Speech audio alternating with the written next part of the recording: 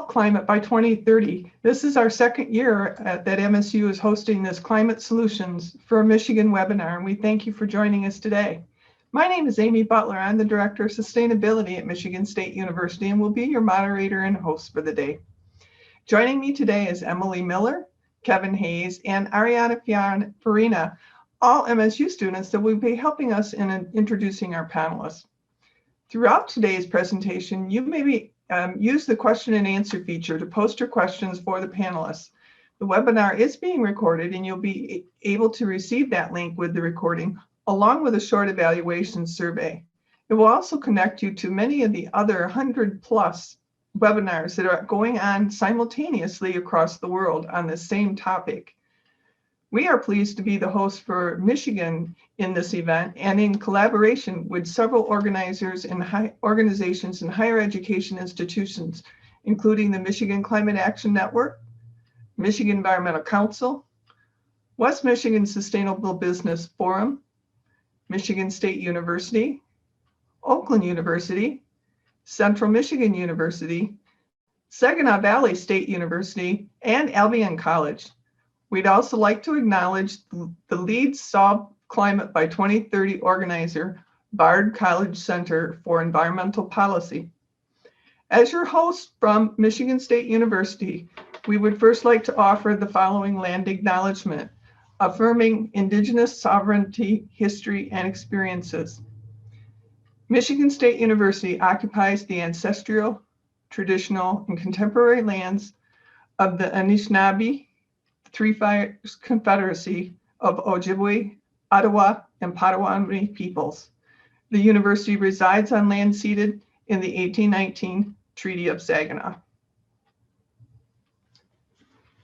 This event is one of 125 events happening across the world, examining the many different options and opportunities to combat climate change and examine feasible solutions that people can take to help move that needle.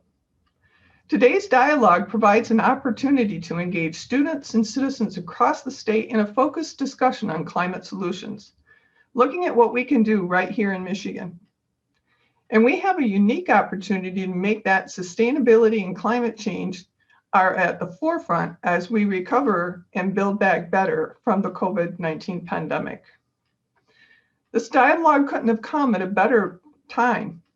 Nationally, President Biden is re-engaging the United States in the Paris Climate Agreement and is developing an aggressive climate action agenda.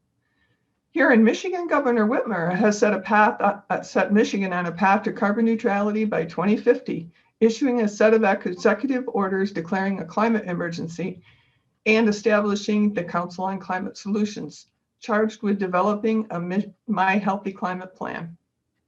Across the state, many of our communities are developing and updating their climate action and resilience plans as well, and our citizens are speaking up and advocating for a better future.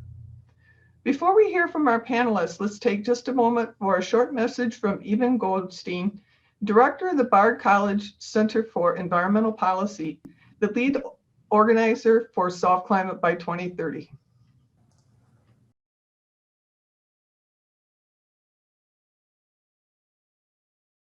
Welcome to the Solve Climate Global Dialogues. You're participating in one of 125 events held across the planet, including in almost all 50 U.S. states, part of a global project called Solve Climate by 2030. My name is Eben Goodstein, and I'm an economist and director of the Graduate Programs in Sustainability at Bard College in New York, the lead organizer for Solve Climate. This last year has been difficult for everyone. As the world looks forward to recovery from COVID, we are focusing tonight on the most important question facing humanity. What can we do in this year in our regions to help solve climate change while supporting struggling communities that have faced widespread loss of life, economic disaster, and joblessness? Worldwide, from Australia to Kyrgyzstan, from Colombia to Malaysia, and from South Carolina to South Africa, Solve Climate audiences are hearing from local experts and young leaders about concrete steps that can really help nations solve climate change while creating much-needed jobs and incomes for everybody. The year 2020 was one of the two hottest years in human history, bringing with it massive forest and grassland fires, record-breaking storms and hurricanes, and relentless rising seas. Solving climate is the challenge which the human species must now face. There's hope for the future. Solutions have continued to advance. This year, China committed to building a carbon-neutral economy, while the U.S. rejoined the Paris Agreement. Solar, wind, and battery prices continue to fall, while major car companies have been rushing to electrify the global fleet. Worldwide, movements for Black Lives Matter and Me Too are leading in bringing much delayed and urgently needed justice to the world. Time is short. We have until 2030, 10 years to solve climate. We can get a lot done in this decade. We have the solutions, but only if we focus the world on climate solutions and justice, and then do the work we have to do in our own cities and regions. For students listening, you are the leaders. Without you, the future we envision will not come. I'm asking tonight for your help. We're going to discover powerful ideas for climate solutions and climate justice and how you can be a part of the solution. But this message must reach beyond those of us who are listening right now. Would you ask all your teachers this week in every subject to make climate a class? The teacher can assign tonight's webinars homework for the students and then afterwards have a one-class period discussion. And we mean every subject, from art to engineering, psychology to business, dance to chemistry. Teachers don't need to be a climate expert to lead a discussion about climate change. The Solve Climate Project has easy-to-use teacher's guides in nearly every subject and in 3 languages to help teachers make climate relevant to their class. It only takes courage. Don't take no for an answer. Ask them, why not? This is your future. You'll be surprised how many teachers will say yes and thank you. Imagine you, thousands of leaders like you around the world asking their teachers once every school term to make climate a class. That means every term going forwards, hundreds of thousands, millions of students worldwide in their classes talking about climate solutions. COVID has shown how fragile our global economy and society are to extreme events. It's also shown that vulnerable people are facing the hardest, most damaging impacts. This is also true with climate change. Science has made it clear that unchecked, global warming will mean an unending onslaught of extreme events, causing untold suffering for humanity and all creatures, species driven to extinction, a planet of environmental refugees. And yet, in many ways, this is the most exciting time to ever be alive as a human. We have the tools and networks and technologies to rewire the world with clean energy, reimagine the global food system, reinvent transportation, and regenerate forests and grasslands, and be well on our way to solving climate by 2030. Tonight, we will learn how to do this in our own cities, our own towns, our own regions. Thank you for the work you will do to promote climate solutions and a just world.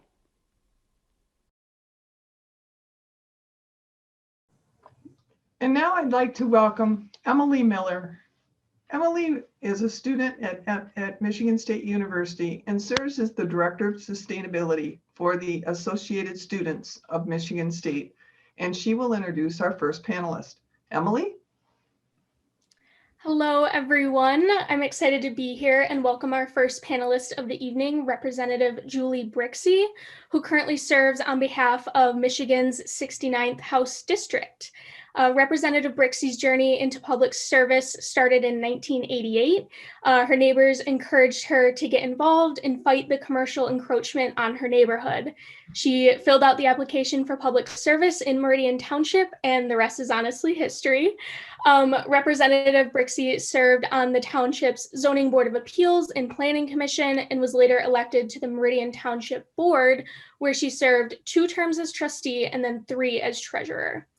Once elected to the Meridian Township Board, Representative Brixie helped generate $1.4 billion of sustainable investment and growth in property values. She invested Meridian Township in clean, renewable energy, brought curbside recycling, and helped pass Ingham County's farm preservation millage. As a political science student myself, I've been really inspired by Representative Brixie's sustainability advocacy, and I personally hope to follow in her footsteps in making a change in my own community. So it is my honor to introduce to you this evening Representative Julie Brixie. Thank you so much, Emily and Amy. I'm really happy to be here tonight to talk about this really important topic that's really close to my heart.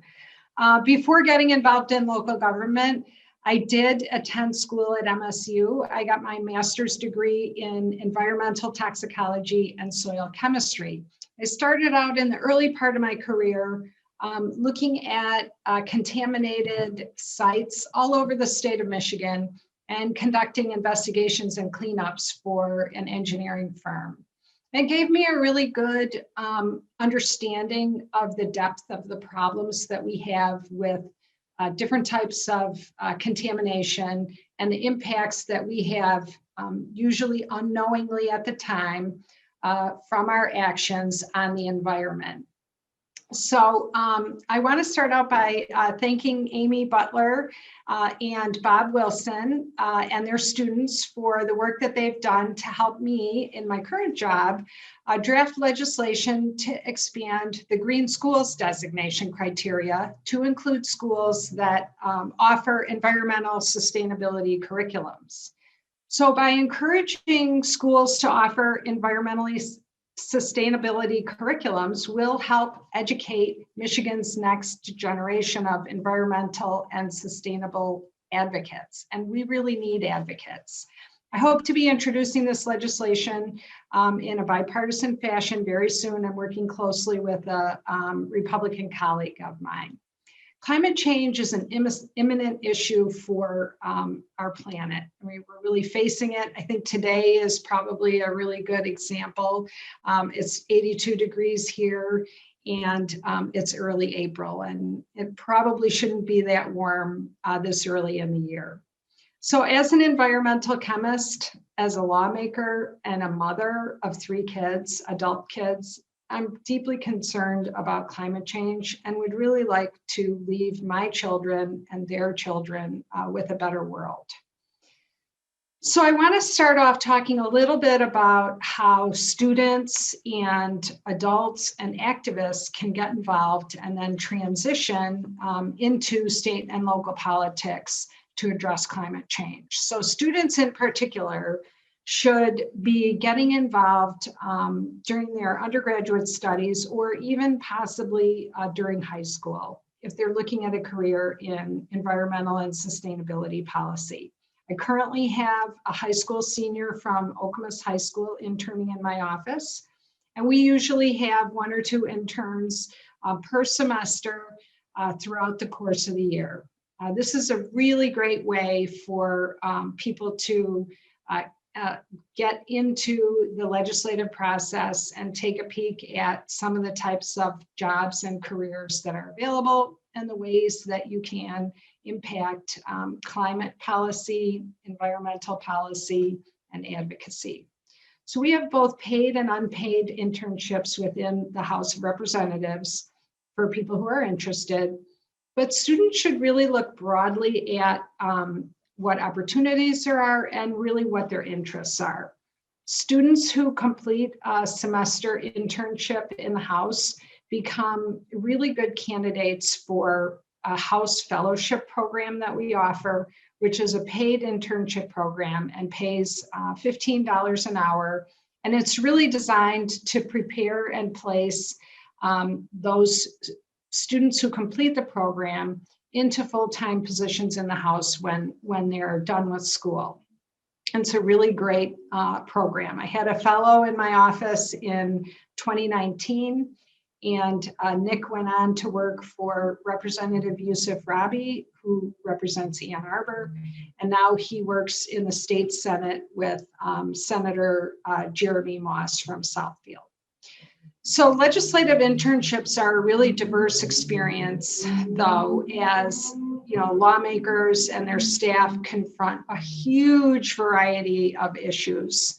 If you aren't sure what policy area you want to pursue, or you prefer a wide range of policy areas and being a generalist, the House would be a really great experience for you because there's so much going on and the pace of work is really intense that you have the ability to get the experiences that you're looking for.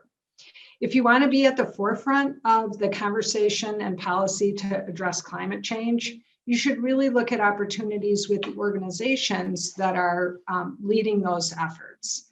There's many organizations championing the effort to address climate change that students or activists can get involved with to make a difference. So Sierra Club, the Michigan League of Conservation Voters, Michigan Environmental Council, Clean Water Action, these are all stellar organizations at the forefront of the movement, and they each have internship opportunities, and their membership is really their strength. So I want to take a minute to talk about the importance of the membership within these organizations. So students, adults, and activists should all look at membership opportunities within these organizations because they play such an important role in connecting constituents with lawmakers. Sierra Club, Clean Water Action, and the League of Conservation Voters, they all have organized what we call lobby days each year, at least when we're not in a pandemic, where they connect their membership with the lawmakers who represent them. And this is a really effective way to advocate for a particular type of policy, because a lawmaker is going to want to pay attention to a person from their own district more than someone from outside their district. It's just kind of an intuitive, natural thing that when you have your constituents right in front of you, it's hard not to schedule a meeting with them, and it's hard not to listen to them. And they're going to bring that message home, regardless of what their politics are, because they live in their district and they're speaking with their own representative. It's going to make a big difference for them. So these opportunities for constituents to directly advocate to their lawmakers really help advance the good policy for our environment, sustainability, addressing climate change. They're all critical to gaining momentum in the legislature.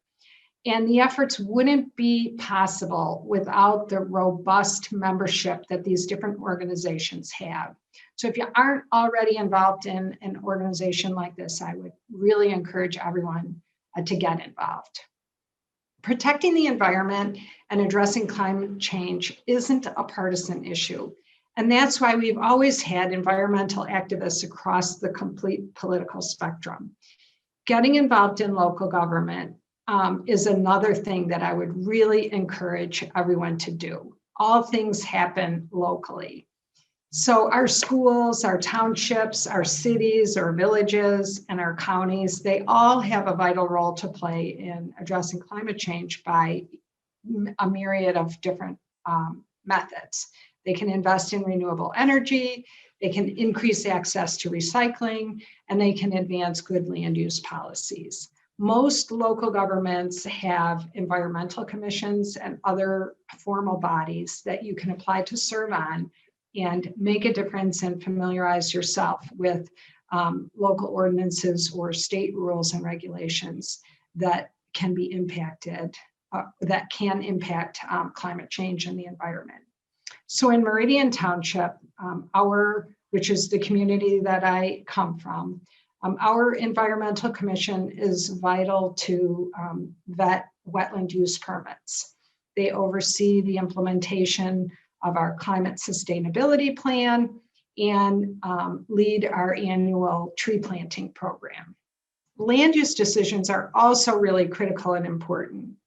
So you could look at applying to serve on your local planning commission or your brownfield authority or your downtown development authority. Those are other areas that you can get involved in local government.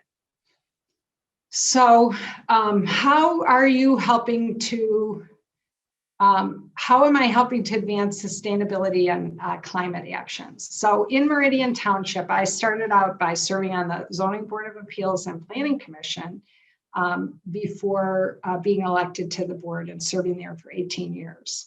So while I was on the board, we worked closely with our Environmental Commission and community activists who came to all of our meetings to develop our climate sustainability plan. And one of the key components of that plan was to achieve 100% renewable energy at all township facilities by 2035. And the township is now on pace to accomplish that by 2030 because they've been able to increase their annual investments in solar more than they anticipated. So Meridian Township did its first solar investment in 2017, which shows you really how quickly an impact you can have by getting involved at the local level. A key component of increasing the township's timeline was energy efficiency.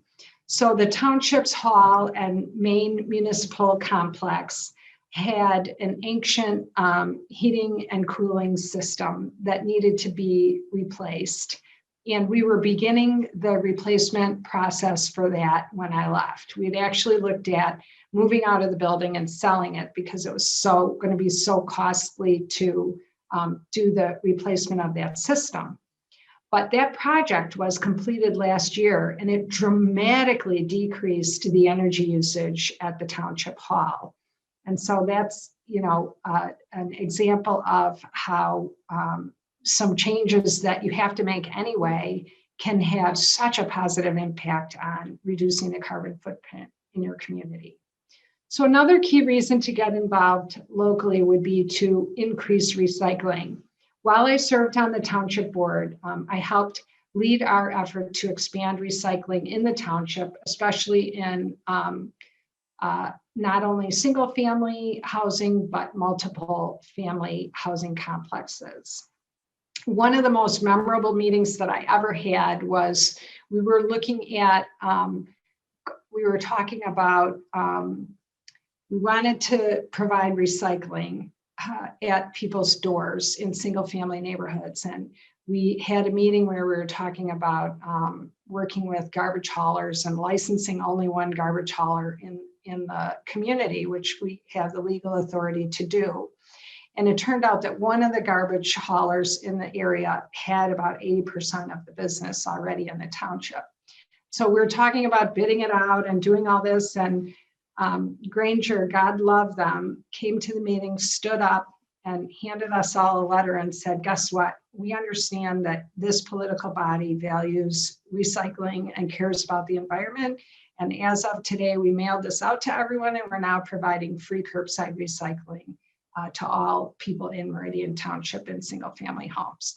So that was an enormous, enormous impact that we were able to have on the environment. But there's still a lot more work that needs to be done to improve and increase the access to recycling for non-single family users. Many communities don't have convenient access to these facilities, and especially in multifamily housing developments and commercial districts. So perhaps the biggest impact that you could have other than reducing reliance on fossil fuels and investing in renewable energy would be the land use and development decisions that you make at the city, the township, and the village level. So during my 20 years in local government, I'm really proud of the work that I did to help develop the first ever local land preservation program. And this program was the first program of its kind in the state. And we passed a tax in the community to purchase land for permanent preservation. And that land preservation program has now placed nearly 1,000 acres of ecologically valuable land containing deciduous forests, some wetlands, into the public trust for permanent preservation.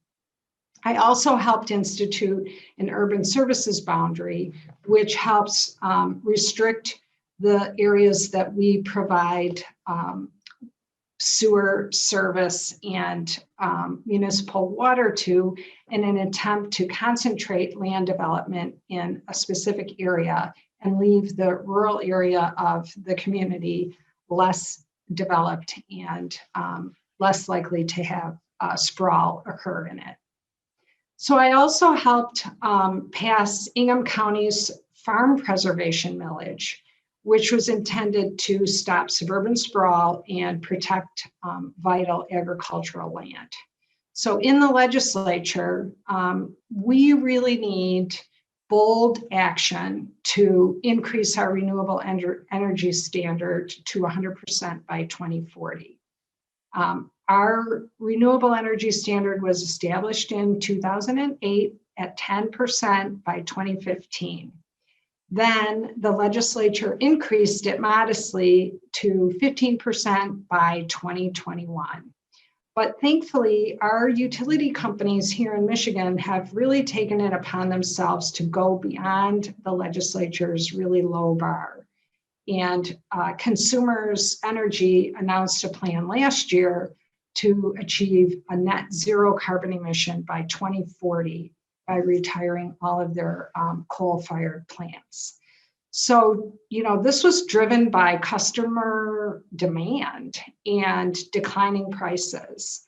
And so Michigan's utilities have added thousands of megawatts of renewable resources and are on track to generate 35% of the state's energy needs from wind and solar by 2025, which is really good. I mean, I've been around for a long time, and it says something that each year these companies are achieving their goals faster than they had anticipated as technology improves and as the idea behind energy conservation and sustainable energy makes itself evident that it saves money. I mean, it's good for the environment, but it also saves money. So it's a win-win-win for everyone. The next step really is for the state to establish standards to get us to 100% renewable energy under that time frame. Last year, my Democratic colleagues and I introduced legislation to require 100% by 2050, with requirements to be met in 2025, 2032, and 2040. But unfortunately, that bill wasn't given a hearing. So another issue that we talk about in the legislature is net metering. We need to find equitable ways to increase net metering. And net metering, if you don't know, is the rate at which homeowners are reimbursed for the energy, like the solar energy that they produce or wind energy they produce that goes back into the grid. So incentivizing 100% credits seems like a really great idea, but what it does is long-term, it shifts the costs of maintaining this infrastructure onto those who can't afford to install their own alternative energy sources. So this is an issue pending in the legislature that's good policy, but we have to find a way to do it with some equity and some thought so that we're not harming people that are perhaps already disadvantaged. We absolutely need to increase the reimbursement rate for homeowners generating energy, but we can't put 100% of the grid costs on people who are ill-equipped to afford it. Equity is something that is really important in addressing this policy debate for the same reason that we can't shift 100% of the cost of maintaining our roads onto those people who can't afford an electric vehicle at this point in time. And yet our policy and our mechanism for paying for road work is through the gas tax. So people who are using gas cars are paying all of the burden of maintaining the infrastructure of the roads. So, the counterbalance to all of this is that we have to ensure we're financially incentivizing people to invest in solar, and that the current reimbursement rates, they really fall short in that regard. So I wanna thank you all for having me tonight, and I really look forward to the question and answer period. Thank you, Representative Brixie. It is so great to hear from you, and I think that your comments have been really quite on point and provided many ways that that our viewers can get involved and be a part of what's going on. Next, I would like to introduce Kevin Hayes, who will be introducing our next speaker. Good evening, everyone. I have the honor of introducing our next panelist, Kevin Blazer. Kevin is a business growth development and energy specialist for the McGizzy Economic Development Company of the Saginaw Chippewa Indian Tribe of Michigan. In this role, he is responsible for all aspects of energy development for the tribe and also manages the electricity for tribal operations and the non-tribal commercial tenants located on the tribe's trust lands. Furthermore, Kevin played a major role in creating the Saginaw Chippewa Indian Tribe Ordinance 35, establishing the first tribal electric authority in the Midwest and one of the very few among the 567 federally recognized tribes. Kevin also works with companies that are interested in onshoring their operations or forming joint ventures with the tribe's SBA 8A entity. He is also involved with deal sourcing, due diligence, strategic analysis of startup, and venture capital investment activities of the tribe. Kevin's extensive business background also includes business formation, strategy, and capital sourcing. So without further ado, please welcome Kevin Blazer. How's that? Am I unmuted? Yep. Okay, sorry. I'm going to talk a little bit, more on the kind of applied climate solutions or renewable development, because a lot of times, these policies and advocacies are in place, but without moving the concepts into real ability to generate, you're not really changing anything. And each year, demand for electricity increases. So, and as we move towards more electrified vehicles, that's only going to increase the load on the grid and it bring in more reliability issues. So, looking at policy, economic development, innovation, revenue generation, these are all areas of active engagement for tribal stakeholders, and in addition to the investor-owned power producers. With the renewable energy, it's been focus of tribal communities for a lot of years. Some of the policy issues that face a tribe are how do they interact with incumbent utilities, state and federal regulators, as well as other energy market entities. The tribe is its own sovereign government, so it doesn't fit very well in a lot of kind of the policy sleeves or the way the markets are generally set up, because it's a different kind of a structure. It has a different viewpoint, has all those different things.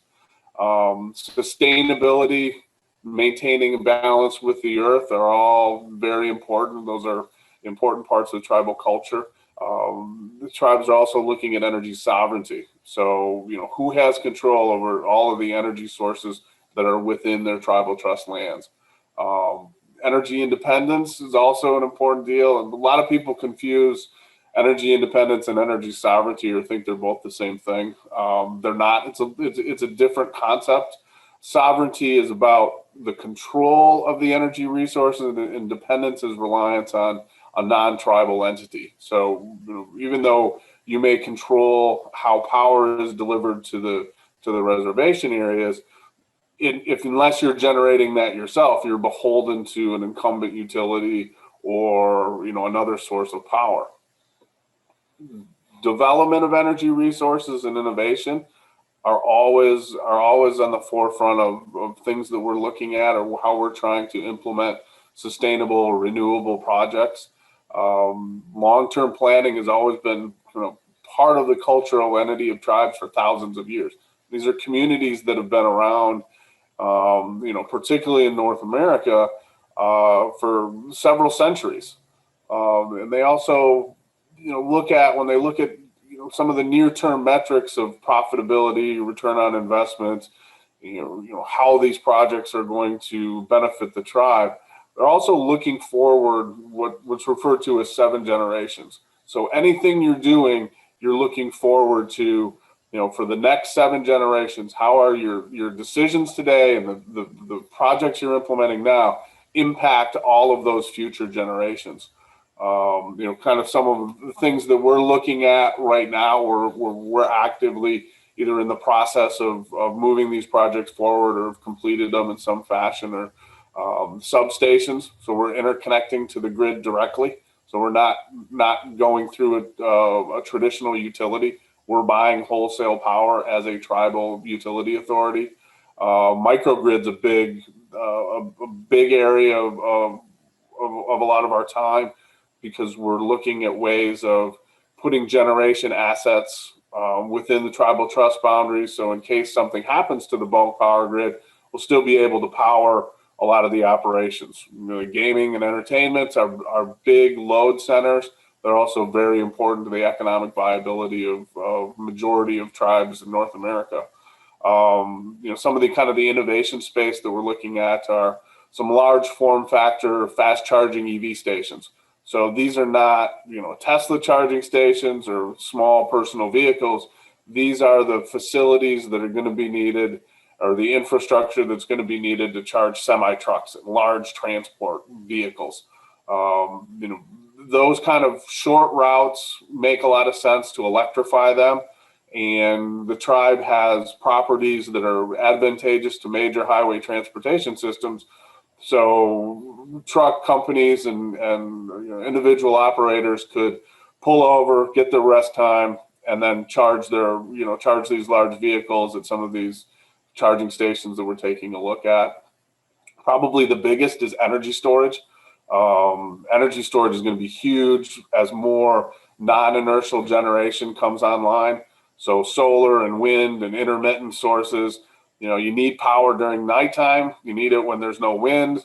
Rivers flow slows down on some rivers. So storing the energy is important, because right now, energy is consumed as it's generated. So supply and demand are always typically in balance. And without a stored energy component, it makes integrating a lot of these renewable resources very difficult for reliability and making sure that everybody has power. We're also, helping other tribes. So we're helping with some consulting, and there's an organization called the Midwest Tribal Energy Resources Association, which is kind of a consortium of all the tribes in the Midwest that we're looking at sharing information, sharing experiences, talking about how to develop these and how to bring these concepts forward so we can, add renewable generation and help build up the grid and meet the electric load of the future. With anything, revenue is the key. If these things are not profitable, they're not going to last very long. So you have to be able to generate enough electricity that you consume to avoid paying for it for somebody else's generation, or generate enough that you can sell it effectively. Interconnecting at the grid scale is expensive. So this is definitely an economies of scale market. So large generation sources justify a couple of $1 million to connect to the grid. One of the unique things I think the Saginaw Chippewa tribe has done is they've joined the MISO market, which stands for the Mid-Continent Independent System Operator. It's a large market area of like 15 states plus Manitoba, that they control a lot of how the power is distributed and transmitted from generation sites to load centers. So that they keep all the lights on and handle a lot of the market activities. And joining that organization opens up a number of different revenue streams that are available. Typically, solar or wind is created, developed, and that power is sold through a PPA. So somebody just says, we'll buy all you can generate at this price. And that's typically how it's done. But if you're a member of MISO, you can sell that power into what's called ancillary services, which is voltage support. Because you've got a lot of issues with intermittent generation as well. What's called black start market, which is if the grid or parts of the grid go down, you can't just turn it all on at once. So you're bringing up the power across different segments of the grid, and that's part of the black start markets. And then there's a lot of opportunity in emergency load modification or load shedding, to where you can control, if you can disconnect your load from the grid under high power demand, you can get compensated for that. And then the whole new market that's evolving around stored energy. So stored energy is unique because you can bid it into the market as both a load, so you can take excess generation. So that generation from wind or solar doesn't have to be what's called curtailed or basically just thrown away. But it can also, in times of low generation, it can add power back to the grid. So it's a unique animal that's becoming integrated in these larger trading markets, and how that how that all kind of comes together. You're also, there's also opportunity in just trading. So what's called virtual trading. So you're not actually taking power or giving power to the grid, but you have that financial exposure to how the price movement happens within the whole system. And then what's called congestion trading, or in MISO, it's the ARR FTR market, which is the auction revenue rights and the financial transmission rights. So these are all kind of markets where we address issues of congestion due to high power demands, or outages that nobody planned on. Those type of things are traded, and you can make money in those spaces. And as you're generating all of these things and putting this all together, the tribe has a greater role as a government as well. So it's permitting operations that happen within its boundaries. It's also leasing the land. So the land is owned by the tribe, and then the tribe can turn around and lease that out, similar to a municipality. If a municipal had like an energy park or something like that, where the municipality owned the land and then lease that out. We're also owner operators. So we build the electric generation and just some of the distribution system, then we operate it ourselves. So we can operate it and sell power back into the markets and generate revenue in that fashion, as well as being the developer. There's lots of times where we're looking at different types of projects where we can develop them, raise money, work with opportunity zone funds or new market tax credits, sell off those tax credits, because the tribe as a sovereign entity isn't taxed. So we're able to capture those advantages that the developer would, and then use those to put together some of these projects and really bring them forth and start generating renewable energy that we're able to then market or use in the casinos opportunity. Where students could get involved, I think that's a little more difficult than the legislative process. There's not really an internship that's really developed. A lot of what you could do is reach out to practitioners that are in the space. Kind of volunteer for helping with the financial analysis, or finding somebody that's in the space that could potentially mentor you, whether you want to go in on the engineering side, the financial side, or more of the development, some of the other business opportunities. Marketing is also a big component of all of these things. So there's opportunity across a number of disciplines. It's just not very clear cut. You're going to have to be more proactive, reach out, try to find ways of getting engaged with people that are there. I know from our standpoint, we're a small staff. There's lots to do. So if somebody came forth and said, well, hey, we want to help with some of the financial analysis, or could we watch and see how all this puts together? I think we would welcome the opportunity to start teaching and engaging and developing the next round of leadership, the next round of people that are going to come in and make renewable energy their career. So with that, I will turn it back over to either Kevin or Amy. Thank you, Kevin, for those great comments. It's very interesting to learn about the sovereign nation and the opportunities that you have and how that can play a part in the overall state of Michigan and meeting our energy needs. Yeah, thank you. It's an interesting market that not a lot of people really understand. So a lot of my time is just explaining, how a tribe works and where the advantages are. Yeah, excellent. And we definitely will talk with you more about opportunities to get students hands-on experiential learning by working alongside of you, and whether there's some projects that they could be engaged in. Yeah, thank you. Next up, also I wanted to note that Kevin Hayes, who introduced Kevin Blazer for us, is the treasurer and social media coordinator for the registered student organization at MSU called Sustainable Spartans. Next, and our final speaker, we'll welcome Ariana Farina, who is the president of Sustainable Spartans, and she'll introduce our final panelist for the evening. Thank you, Amy.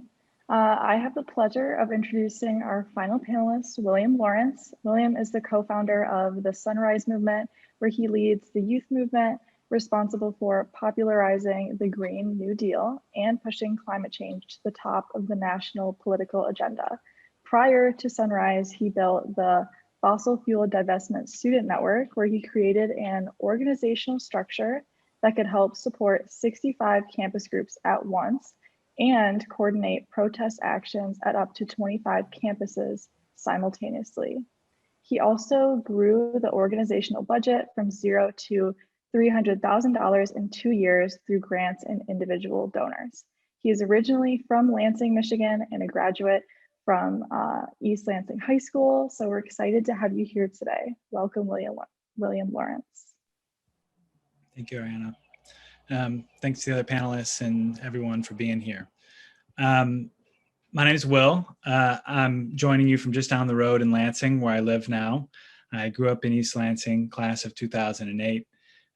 So it's nice to be here at a local event.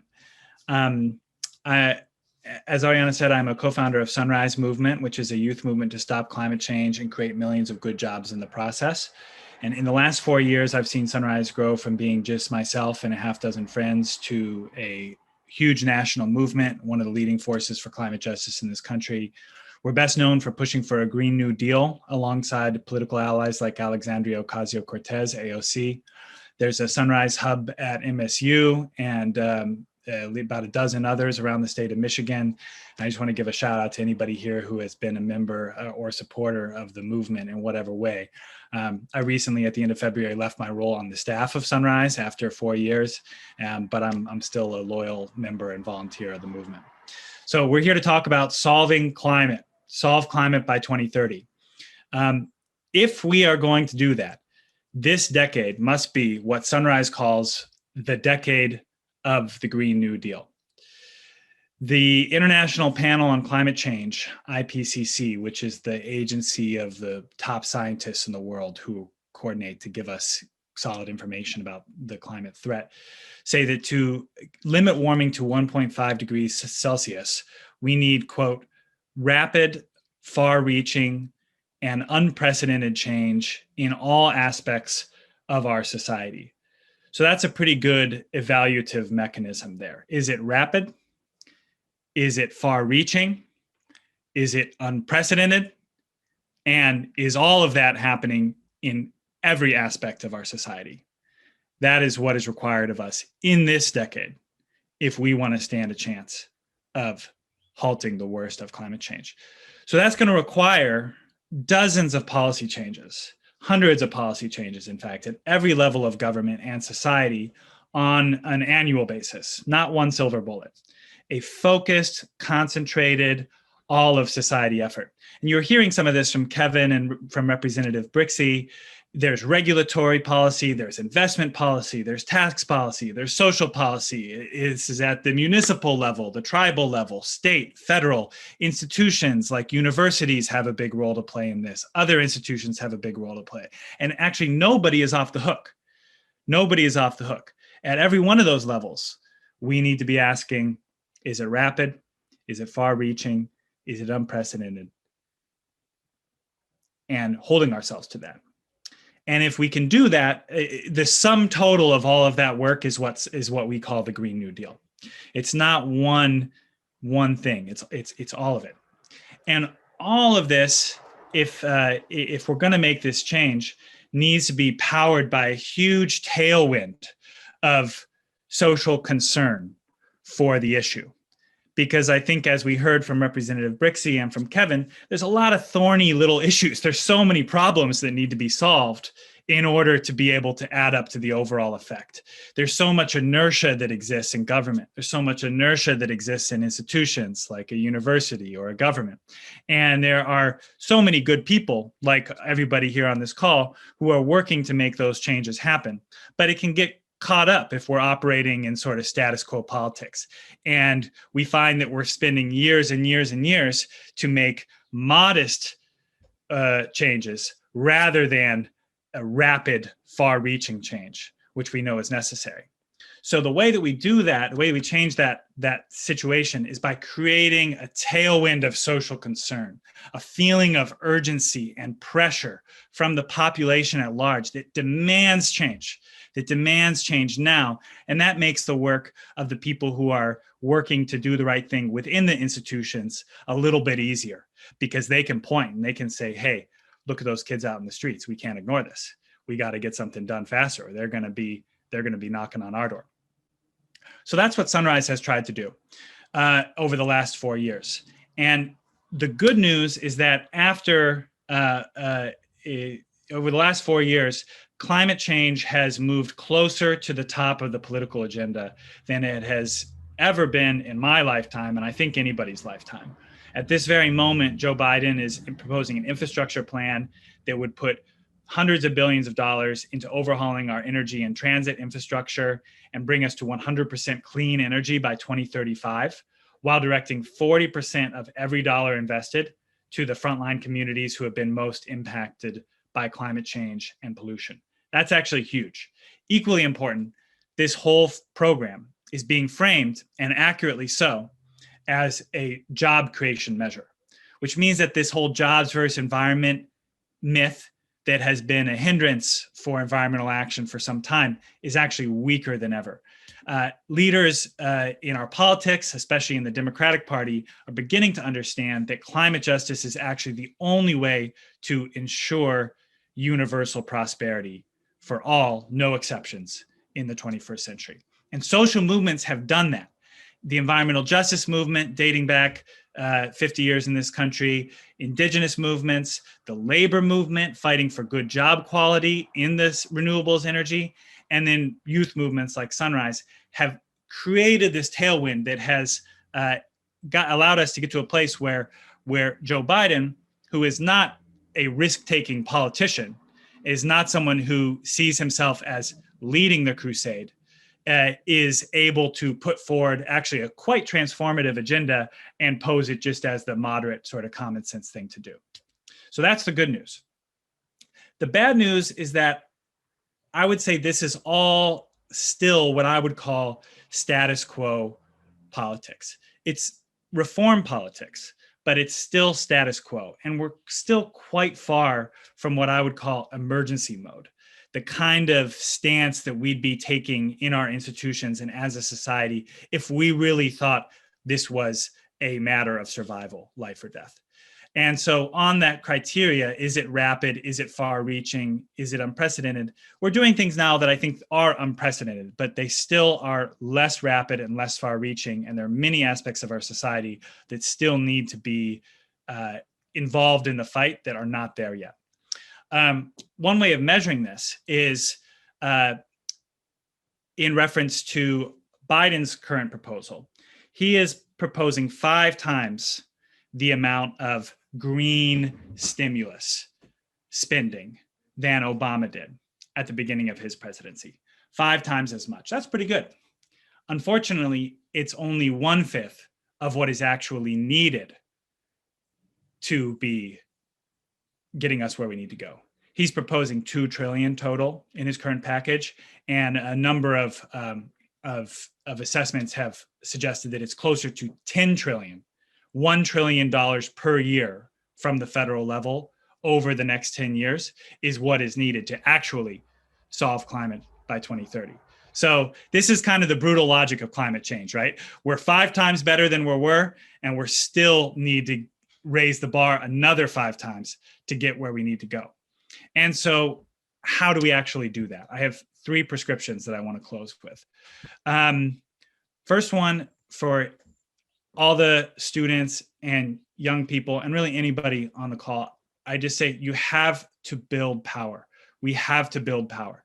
Nobody with power is coming to save us here. We have to actually acquire power, which is the ability to get done ourselves. So what is power? Power is organized people. How many people can you bring with you in whatever you are doing? And if you start to build organization that grows from being just you and a few friends to a dozen of you, to 100 of you, to 1,000 of you, to 10,000 of you, your ability to get done multiplies at each level of that growth.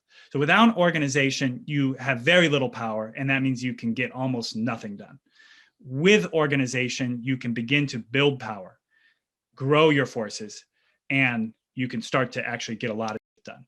So join an organization that is building power, like Sunrise or some of the organizations that the representative mentioned, or create one if you're not happy with the ones out there. And with your organization and with the power you build, I would suggest doing 2 things. Number 1 is take action to change the political weather. I started out by talking about that tailwind that is that urgency that exists in society that makes all the small changes possible, that helps all the people working the inside angles do what they need to do. We need to continue increasing that tailwind by bringing society as a whole in closer to what you could call climate emergency mode. That means we need to be telling the truth about the severity of this crisis, about the already existing impacts and the potential impacts, and disrupting business as usual to create a sense of real crisis and real emergency in society that will cause people across the political spectrum and across the layers of our society to sit up and take notice. An example of changing the political weather is when Sunrise and Alexandria Ocasio-Cortez went to Nancy Pelosi's office 1 week after Election Day in 2018, shortly after we had worked to deliver a huge youth majority for the Democratic House. Democrats reclaimed the House. And we immediately went to the leader of the party with Alexandria Ocasio-Cortez, and we said, what is your plan? Because as far as we can tell, you don't have one. And that was an electric moment that totally changed the conversation, because we dared to confront someone in that powerful position, and a member of her own party, AOC, also was willing to join us. Another example of changing the weather is the work of the student strikes in the last 2 years, led by Greta Thunberg, but tons of youth leaders in almost every town and city around the world who refuse to go to school every Friday and maintain that witness day after day, week after week, to the point where pretty soon there were hundreds of thousands and even millions of young people in the streets. And that also helped create a stronger tailwind that led to, among other things, passage of these climate emergency resolutions in governments around the world. So these are some examples. We need to do a lot more of this to put society in emergency mode as a whole. And then the other thing I'd say to do with the power that you build is to place real champions in office at every level of government. A very small number of true champions who are willing to tell the truth can go a very long way. Again, I'll use an example about AOC, because she's our homie.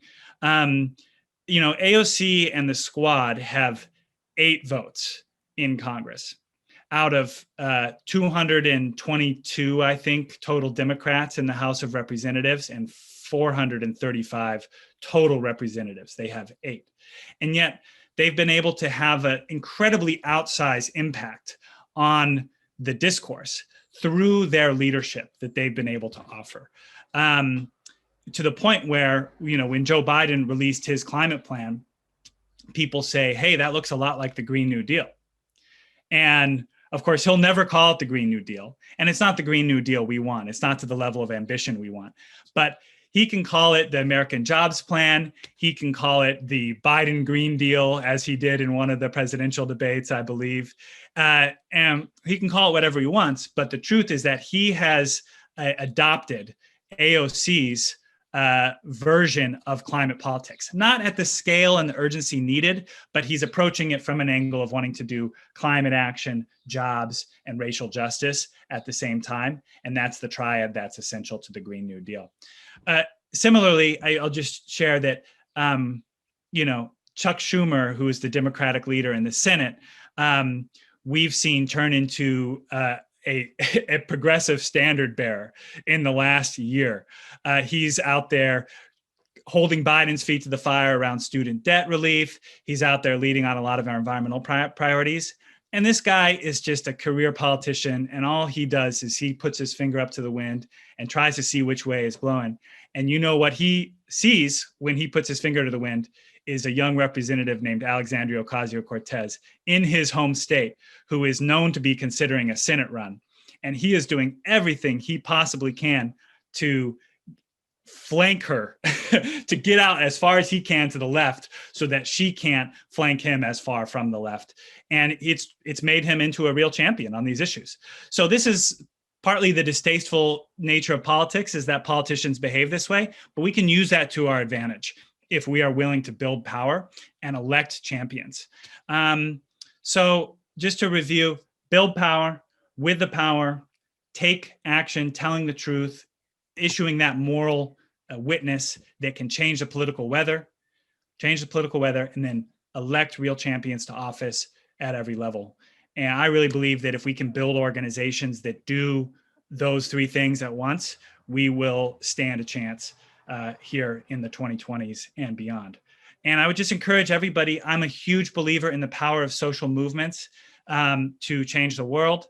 I've seen it happen with my eyes, I've experienced it, and I've also studied it throughout history. And so if you're looking for something, I really would just encourage everybody to become a student of the social movement tradition and learn the many ways that people organized together can actually make the impossible possible. Because that's definitely what we need to do in this coming decade. Thank you. Thank you. Well, I think that those comments are going to really be helpful and stimulate some conversation. We have a couple of questions that have appeared in the chat, and I think that they'll also be really challenging. First is really, and last year we had a speaker that talked about this one. This year we didn't. But it really says renewable energy, energy efficiency, and vehicle electrification are all essential, but they're not sufficient to really get us where we need to go alone. And especially as Michigan continues to build more and wider highways, strip malls, and subdivisions that sprawl out further, and fails to give people that real alternative to driving everywhere they need to go. So how can public transportation, urban density, and decreasing driving play into solving that climate crisis?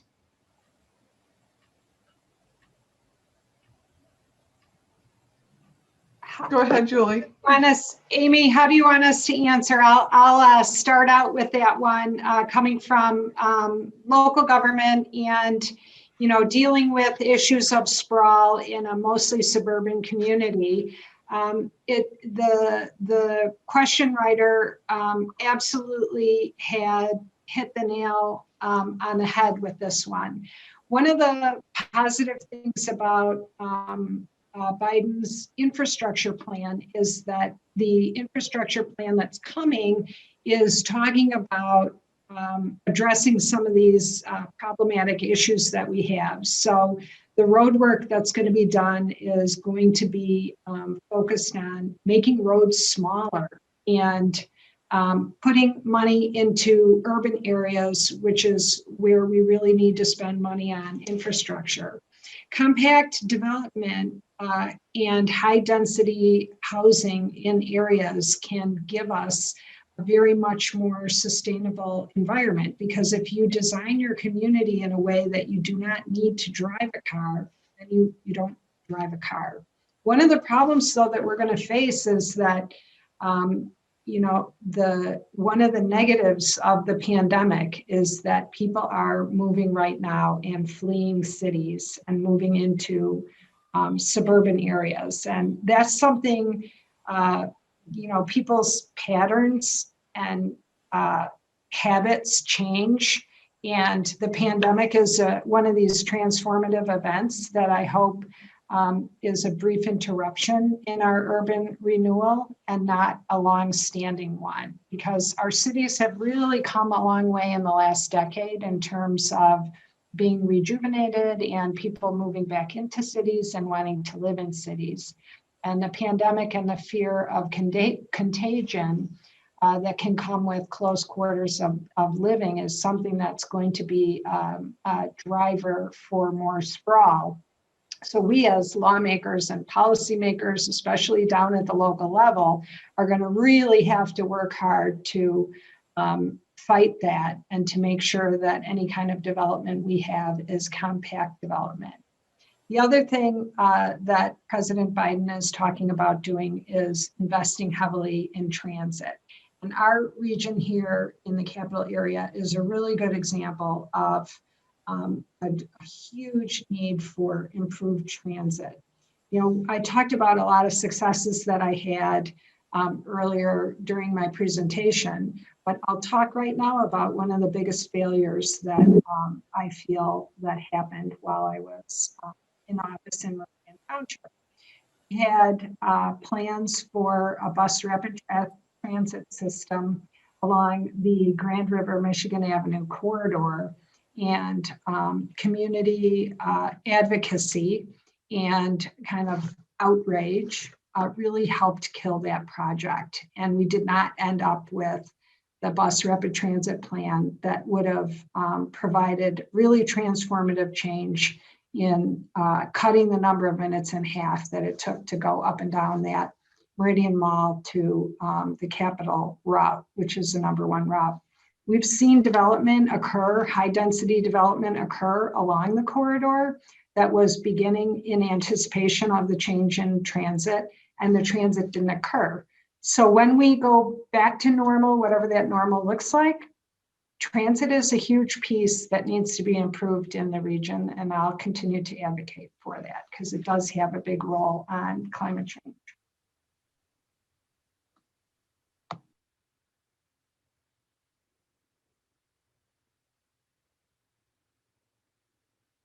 Do either of our other speakers want to talk about this topic?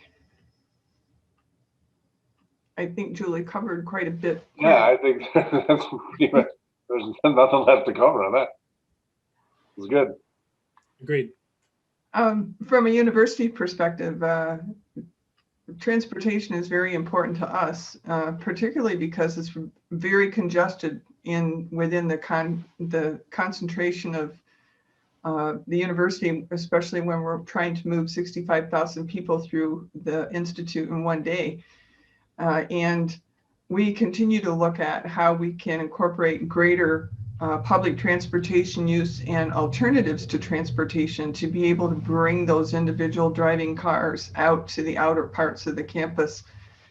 So this is an area that we are continuing to work with CATA. CATA has been a good partner with us. And also looking at how can we make transportation, public transportation, more accessible and more affordable for both our students and our staff and faculty. So this is an area that we're continuing to do significant research on as well, particularly from the social mobility. So as we test out autonomous vehicles and electric vehicles, that we also look at what are the responses to the participants of the community in actually being comfortable in using those tools as a form of transportation. What does it take to get us there? So that's one of the areas where the university is trying to do research and innovation to be able to test those products to help and be prepared for when the president's plan does go into effect, that we're able to really expand expand successfully by understanding the social aspects to it as well as the technology. We have another question, and Julie had mentioned net metering. When net metering costs shifted to the poor, why is there a line item on my DTE bill to pay for maintenance of the grid that I have to pay even if I invest in solar? It's kind of a specific topic, but one that I think we could talk about. It is. So I quickly Googled DTE bills. I have consumers. And one of the things that I see on their bill explanation is the maintenance charge is not just charging you for the maintenance of the grid, but also covering the costs of meter reading, billing, the equipment that are involved in all of those things. Having been treasurer in Meridian Township, one of my responsibilities was collecting utility bills. And so I actually know quite a bit about the back end of that. And there's a lot more that goes into the system than just the infrastructure of the system itself. But you have the people who have to do the work maintaining it. And in a municipality, if you have a municipal run utility system like Lansing does with the Board of Water and Light, you're very restricted in terms of who can pay for any of those things and who has to pay for it. And that's why these conversations are so important at the legislative level, because we dictate rules that says who can be charged for what. And we recognize that there are flaws in the system as it relates to alternative energy sources and net metering.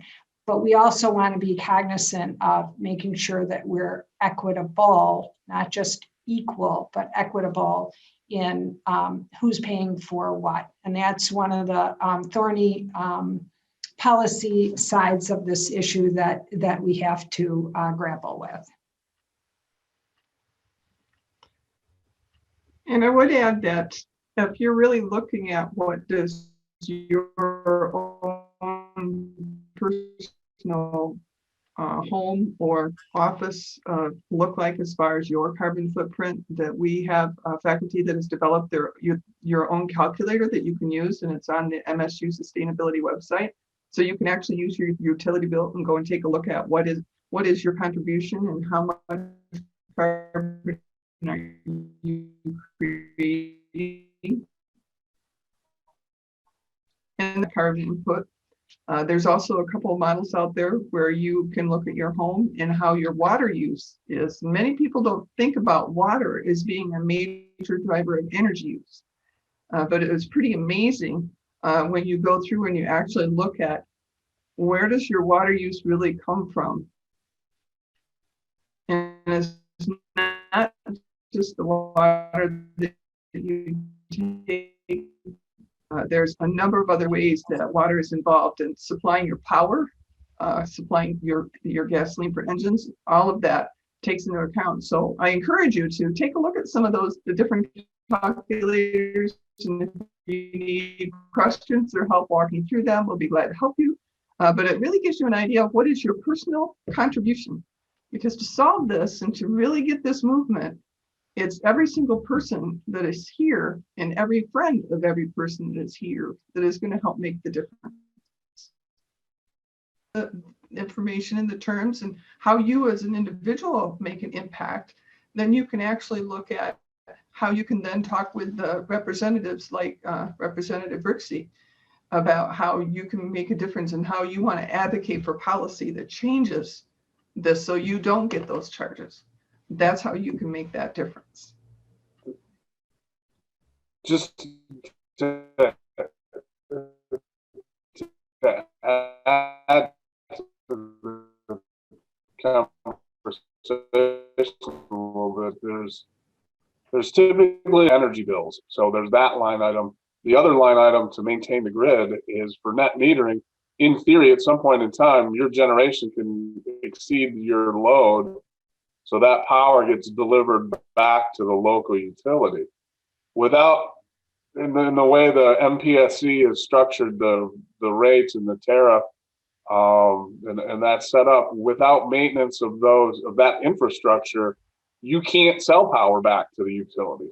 So while that maintenance of the local distribution is not built into the generation side from an individual homeowner, it's built in from the load side, because that's since the 20s when the distribution system has started really getting advanced, and the electrification,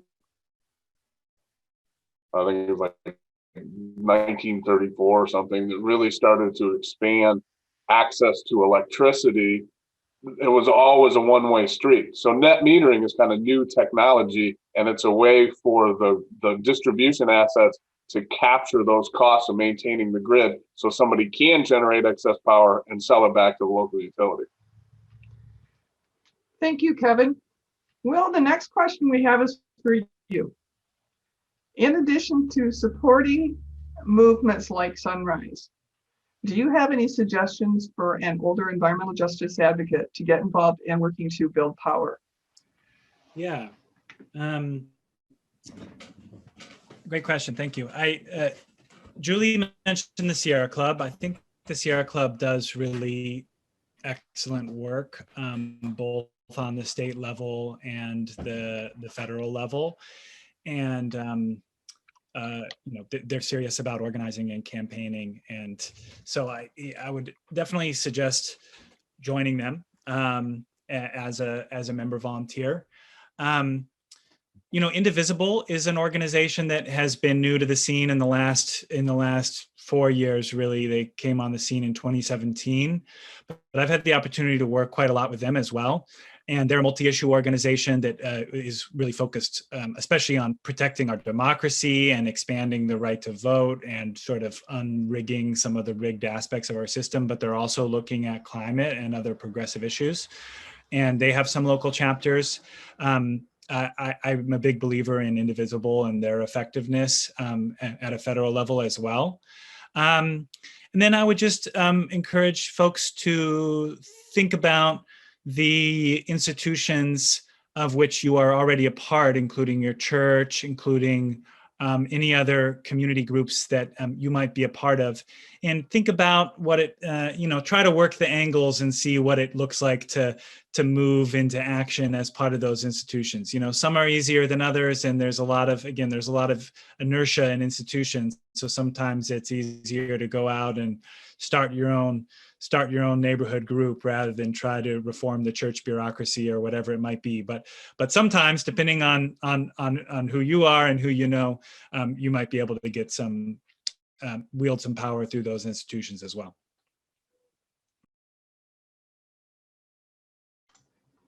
Thank you. I'm clicking and off clicking the mute button here.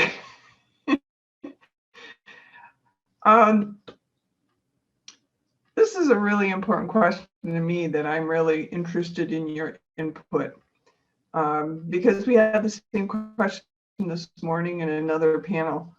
And what would you say is the most effective way to, as top priority, or even a priority at all, that climate change should be a top priority?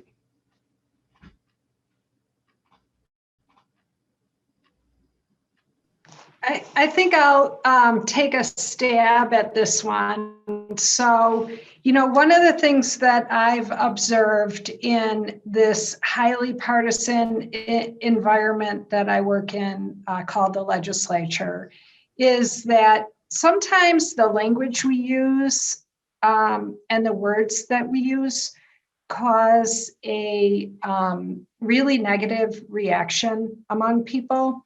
And so what I noticed was that a lot of times some of my more conservative Republican colleagues don't want to talk about global warming, and they don't want to talk about climate change.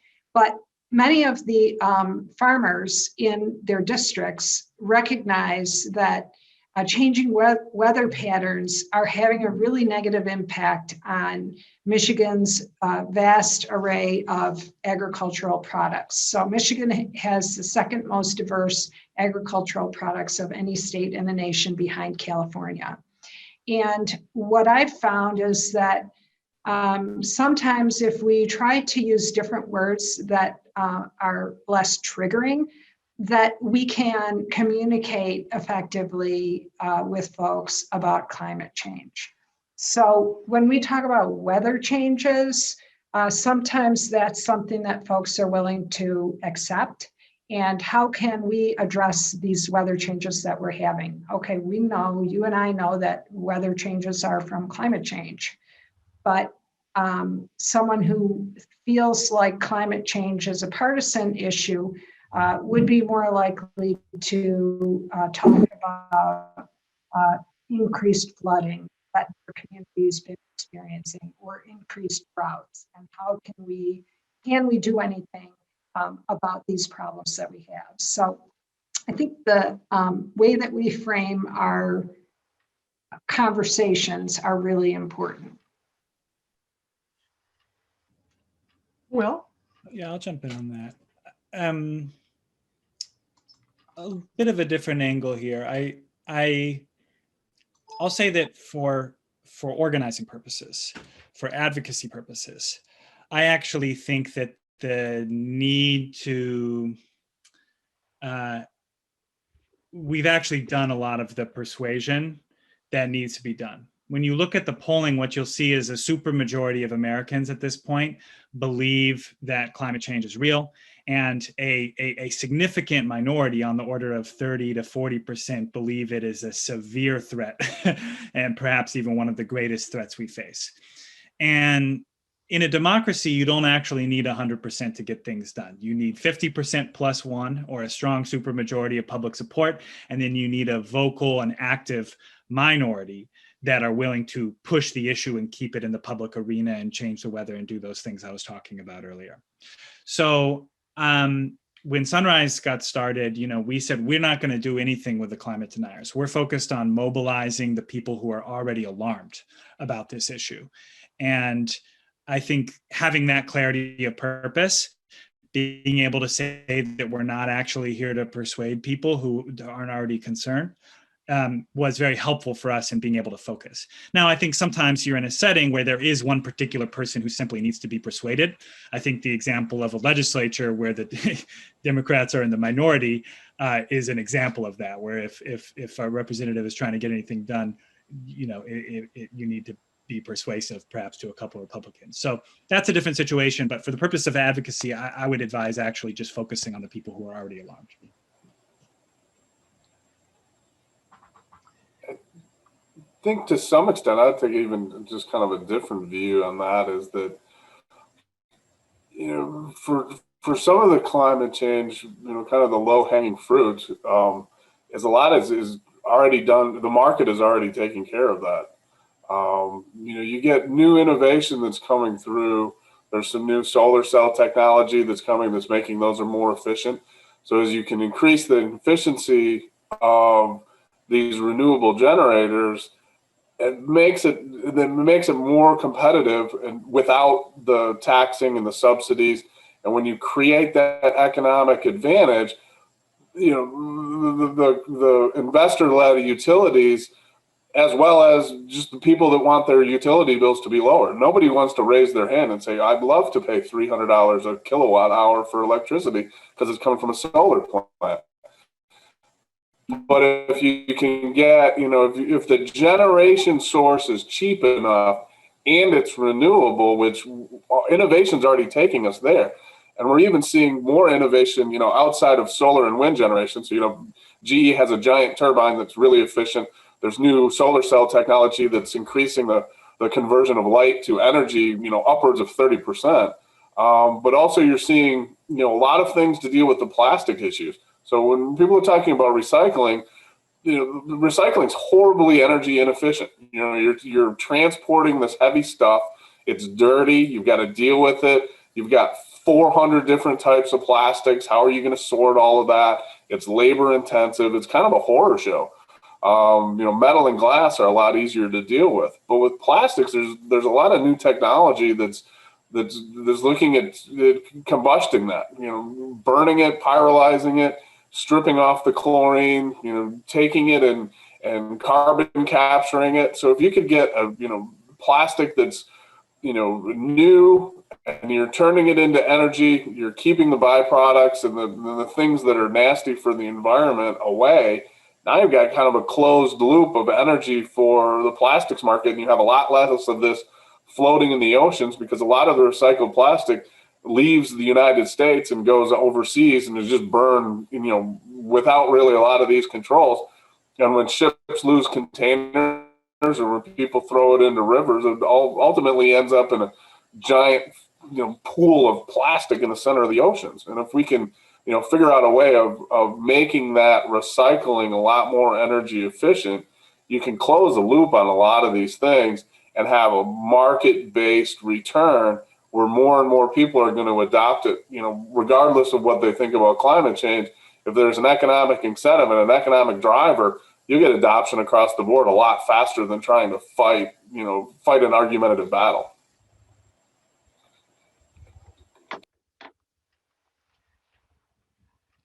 There was one other question, and we don't have time to really bring it up and have a discussion about it, but an important one that I think that we need to consider is that when we're talking about recycling, we really need to also talk about consumption. And how do we change our buying habits, and how do we reduce the amount to begin with in looking at whether there's an ability for a circular economy around that topic? Recycling is energy inefficient. It's not the answer. It is a part of what we do now, but it's not the innovation that we need to see in order to truly solve the equation, so that we are able to reduce the amount of plastics that we even have to deal with to begin with. We're over our time now, so I want to thank all of our panelists and students for participating today. I think we've had some great discussions. I think we could go on another half hour. We always find that there's lots of good questions. We will be following up everybody that participated today with a link to the recording and the resources that we talked about. And we'll be encouraging you, please, to take the survey to give us feedback, because we do plan on offering another opportunity like this. We love the conversation, and starting the dialogue and having the conversations are one of the places that we start the most. With that, any final comments from our panelists? Thank you so much for being on here, having me on here. And, one final thought that I have is that I am so amazed by the young generation that is out there in terms of the activism, the organizing, and the effectiveness of their methods, utilizing social media and accomplishing things for ourselves, in whether it be, gun control or climate change, the environment, the transformative things that I see happening, I would not have imagined happening. And so keep doing all of the great work that you guys are doing. And I'm really proud of the young generation coming up and the work and the values that they have in terms of sustainability. Build power, change the weather, win elections. Yes, thank you for the opportunity. It'll be good to see how the next generation starts to, implement a lot of these things and takes their energy that they're using to, coordinate and rally and deploy that into real world solutions that actually help move this forward and continue to advance on the foundations that the older ones of us have put together. Excellent. Well, thank you very much. Laura, you want to bring us to completion here? Are you still there or not? I am still here, and my internet seems to be connected well. Well, again, I just want to reiterate my thanks to everyone. Look to get an email from me with some of the follow-up resources.